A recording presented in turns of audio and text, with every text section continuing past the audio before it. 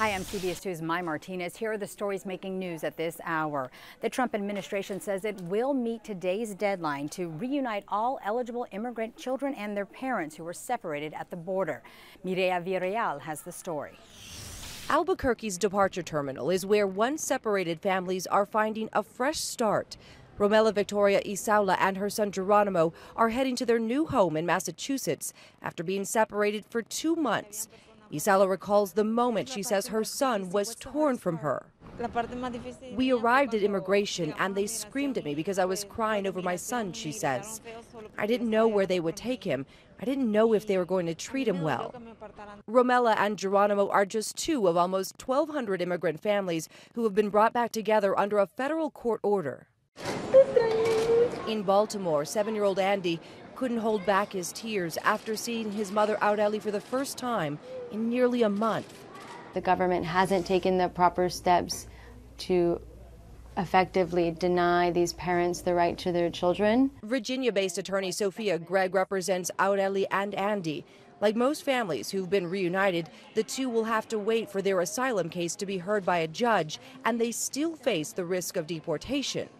There's also a large number of families or parents that the government has determined are ineligible to be reunited.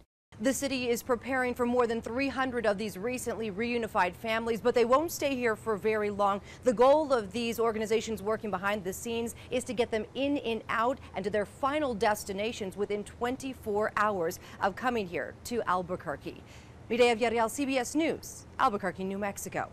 And here's meteorologist Robb Ellis with your forecast. Here's how Futurecast is going to set us up. Once we get into the afternoon, I think it's going to look a lot like that. You'll see these kind of very isolated showers that will pop up. We'll lose the heating of the day. Overnight, it'll be quiet. And then once we add some sunshine back into the atmosphere tomorrow, get things moving, we'll see that atmosphere begin to pop again. Notice they're very, very spotty. They'll be very quick to pop up. This will not impact most of your day, although you may have a quick little shower to dodge, and then it'll be out of here. And then Saturday's pretty much the same thing, although we may add a few more showers into that forecast late Saturday and carrying us over into your Sunday. There's that bigger picture. As far as what to expect, I want to show you our 7-day forecast because that is going to include temperatures cooling down a little bit into the 70s for daytime highs, overnight lows near 60, and then we'll warm the numbers back up. Let's call it isolated showers through tomorrow. After that, we'll pick it up to more scattered showers once we get into sometime Sunday and really carrying that into the early part of next week